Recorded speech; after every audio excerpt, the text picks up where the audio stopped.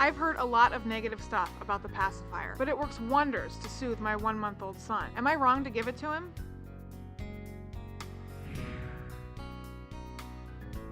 Let me tell you, pacifiers were a lifesaver when my boys were young. Pacifiers are made to pacify. That's all they're supposed to do, and they do the job. They pacified my babies. They pacified me when I was cranky and I couldn't get any sleep. Clearly, they fill a need. My kids were totally addicted to their pacifiers, and so were we. We had them in every drawer, every room. They loved them. We loved them. And you know what? Now my boys are 12 and 13 years old, and they don't dribble, food stays in their mouth, they pronounce their words correctly, they're not compulsively stuffing things in there, they don't overeat. They turned out fine, even though they were pacifier addicts. People love to look ahead and think of the worst possible case scenario. They're gonna go to college with the pacifier in their mouth. If it works for you, it's okay. That's not gonna happen. Babies self-soothe by sucking. They can't really soothe themselves any other way. And for babies who can't find their hands or their fingers, or for babies who don't like to suck a thumb, pacifiers are a great way to self-soothe. Pacifiers have been shown to reduce the risk of SIDS. This does not mean that pacifier sucking prevents SIDS. Rather, it's an association.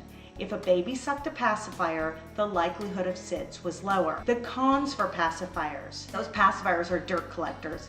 So I'm a big fan of keeping the pacifier at home. That way you're not dropping it on the ground at the grocery store. The second problem with pacifiers is habit formation. My advice is to stop pacifier use, or stop the majority of it at least, before the first birthday. That way you don't have an insistent toddler who demands a pacifier. Pacifier suckers who go on and suck for years and years will often have teeth that jut out in the front, top and bottom. My advice?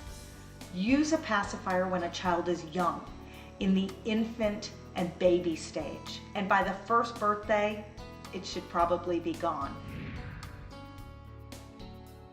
No matter how much you or your child love the pacifier, there always comes a time when you need to get rid of it. This can be very difficult. Start slow. Limit your pacifier use to naps and nighttime only. Emphasize the fact that big kids no longer use the pacifier. Explain to your children as they grow older that they no longer need the pacifier. This alone may be incentive. Ask your children if they are ready. Now, this is the most important step to this process, because in order for this to work smoothly, your child must comply. Prepare. This could take one night, a couple weeks, maybe even a couple months, but ask them every day until they say, "I'm ready." Set a date and celebrate. Once you hear those magical words, "I'm ready," get excited. Make a big deal out of this, because your child is graduating to a big boy or a big girl. Trust me, your children will surprise you. Good luck, and may your pacifier story be a successful one. Have more questions about the pacifier debate? Get up-to-date answers at parentsask.com, because raising kids raises questions.